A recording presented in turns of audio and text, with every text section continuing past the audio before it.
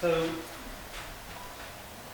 let me just highlight the key point out of that, and hopefully you all noticed.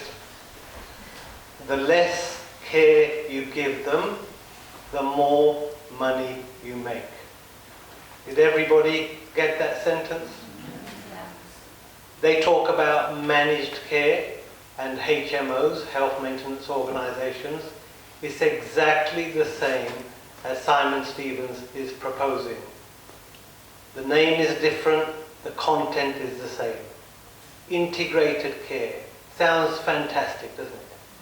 What they're integrating is the social care budget with the healthcare budget, so they've got a bigger prize to hand over to United Health. When Obama, can we have the light on again? This main light. That's not very healthy for you, if you need it. Yes, please. Strip light. Talking about health. So when Obamacare was trying to be introduced, there was something called the public option. He wanted to introduce a universal safety net. Guess who campaigned against that and managed successfully to get it dropped? The head of the NHS England, Simon Stevens. So he's been campaigning against reform in the public interest in America, and now he's here setting up the system, weaving in his former employers into the key layers of the NHS. They do not want to get their hands dirty and look after people. They just want to have access and control and siphon away money intended for patient care. So that's where we're heading. And what does it mean for us? Why am I here? The reason I'm here is my patients who rock up to A&E do not get good care.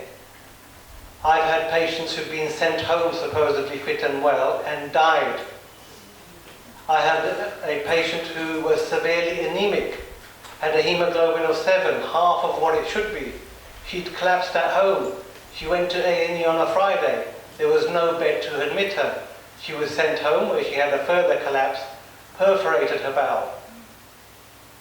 An obvious perforation, went back to the same hospital, spent 7 hours before the penny dropped, but it only dropped because she had an arrest and then she died. An undiagnosed perforation of the bowel for 7 hours is not a good outcome. So those are the extremes, but I'm getting, almost on a daily basis, patients are coming to me saying, I'm waiting too long, I've been diagnosed with cancer, can you chase it up? Patients come to me and say, I went to see the physiotherapist and I got an information sheet and sent home. Real care is getting rarer to access, harder to access, and will not be delivered by people qualified to deliver that care to you. So you all need to know, I'm not here for my pleasure. I do have better things to do, believe it or not. But the things are desperate. We are sacrificing our own times, our family life, to bring this message to you before it's too late. Because our biggest weapon is public awareness. Our biggest weapon is to alert a critical mass of the public who can see through the lies, challenge the people who are telling the lies, and start a pushback. That's why I'm here. I think we can do it. Thank you.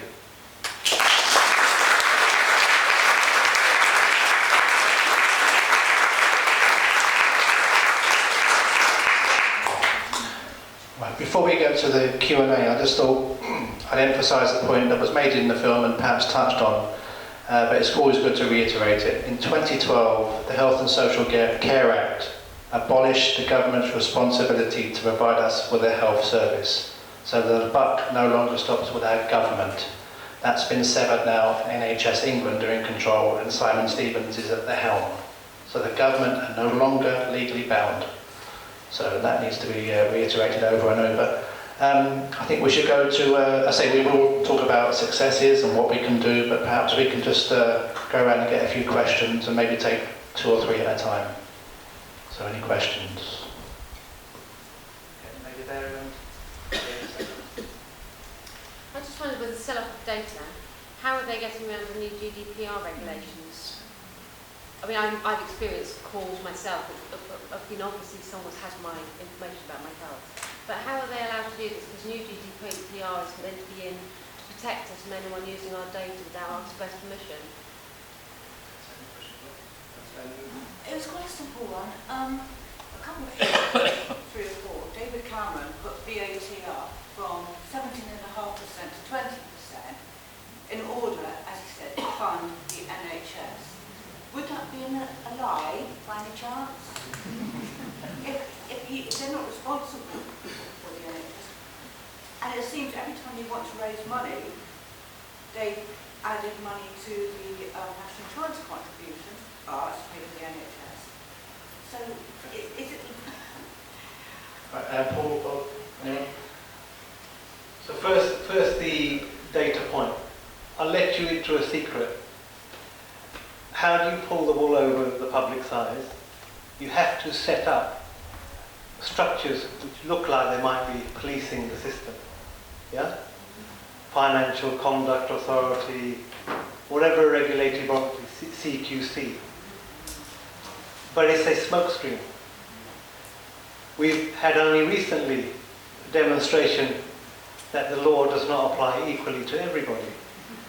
You can mislead the Queen. You can act unlawfully. You can cause a banking crash which did cause a worldwide recession, and nobody goes to jail. You try not paying your council tax and see what happens to you. It's a diversion, it's theatre, it's about giving us a sense of, oh, aren't we good, we do things properly, or it's all a public inquiry. Well, what did Hillsborough teach us?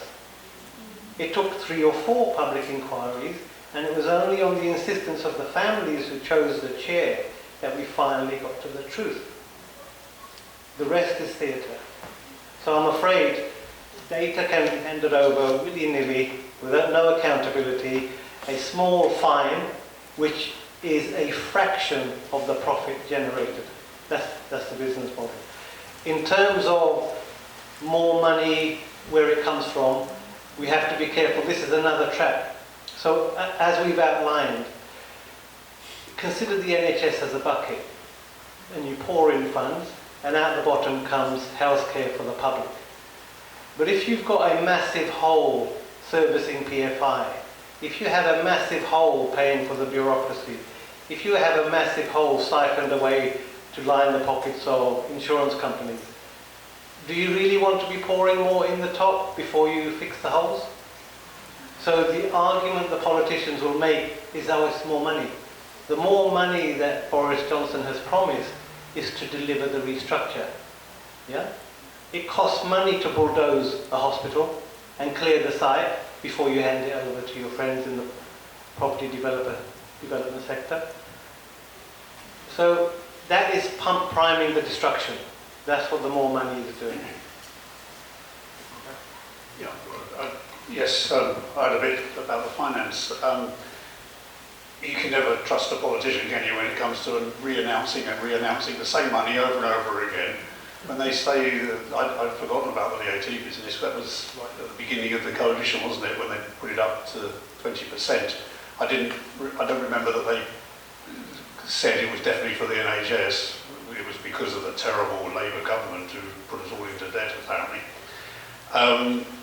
But they continually announce funds. There's been some recent funds that are announced, and how well we're doing with the funding in NHS. It's not new money, it's what was already there. And in fact, the cuts, the 25 billion that they insisted was cut, which took away from frontline care, the trust saved some money, but they weren't allowed to spend it. Funnily enough, right now, when we're thinking of having an election, they're allowed to spend it. It's funny, that. But the funding of the NHS from 2010 was roughly average about 1%. The lowest ever in the 71 years of the NHS. The average need for the NHS is between 4 and 5% per annum. And actually it achieved that most years over until about 2010.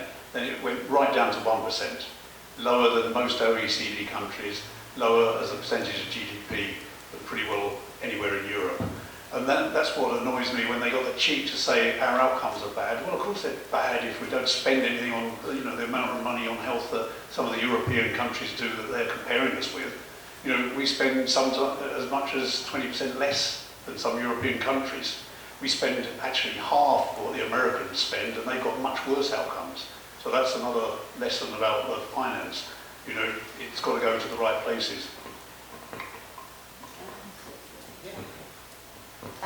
Just picking up on Paul's point, this extra money that's been publicised for the NHS actually equates to 48 million for the Isle of Wight. Everybody's really excited, but like Paul says, that money was already there, but they weren't allowed to spend it. So we're not getting more extra funding. The money that the Isle of Wight has supposedly been granted is going towards digitalising services, and the other thing is that a lot of that funding will go to the mainland to provide extra beds for patients from the Isle of Wight who will be transported, well, not even transported because they have to pay for themselves, who will be sent to the mainland for treatment if and when they ever sort out the acute services review. Like I said, we will talk about what we can do shortly, but before that we have a tablet that will go around.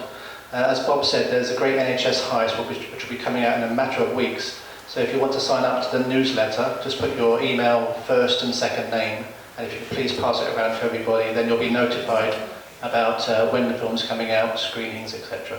Not going to sell it, are you? Yes? Not on Saturday. If the price is right, yeah. Okay, any more questions? Lady at the back. Okay, two more. And the lady. Okay, lady in the middle there. Thank you. As an immigrant to this country, European no less, I'm about to be deported, Brexit history, no deal that is. I'm quite impressed by the NHS, always been, and equally appalled by what's happening to it. So thank you very much for coming here, taking the effort. I'm absolutely shocked by the BBC, not airing, but not surprised. The truth, that is. Now my questions are two. First one is how, apart from joining global justice now, which everybody should do, how can we stop Trump from getting his claws into the NHS? That's the near future issue, because if Brexit goes through, we're in deep trouble, as you know. And we already are. The second question is a bit more futuristic. As much as I'm for NHS and social health care, that is the quality, I'm also for preventative health care, and I've seen two examples in this room, lack of fresh air and bad light at night, which is circadian disrupting, and a white screen behind you, which we don't need anymore, which is unnecessary, and that awareness isn't there. Could we see to it that when the NHS is again reinstated, and I hope on an equal basis, and when there's money again, that we get an NHS where there is fresh air also in hospitals, because I notice usually when I get in there, ventilation, etc. is bad, where the lighting is pleasant and not circadian disruption, no daylight at night, which is bad for us, so warm lights. And finally, where electromagnetic radiation pollution is kept to a minimum, because we know that's bad, there's independent evidence already, plenty, say that's bad, and there's a lot of it. I know people here are working in the hospitals with electrosensitive meters, and they measure, the measurements are sky high. No doubt in here as well, because we have Wi-Fi, which is bad. So could you look into this, please, and act upon that? Thank you very much. Thank you. The lady there in the green top. This is a question about media, really, and the difficulty in that. I know that when what Christine was talking about when we were given our £48 billion of money, and I went public in the media about the fact that this was for the restructuring, and I get the Isle of Wight Conservative Party calling me leftist response decrying money that's put into it. It's very difficult to get traction. I had knowledge that we've lost our consultant for prostate cancer, for instance. We need real, tangible examples to portray into the media, and I was wondering how we could use your experience to get out this message into the media and not just what we're told with Boris Johnson shaking hands and smiling nurses and so on. And there's a blue hand at the back there. Is there a dependence on independent pharmaceutical companies part of the STEMOF or by NHS? Is it part of the problem? And is there any solution to areas like painkilling being used for private companies to work?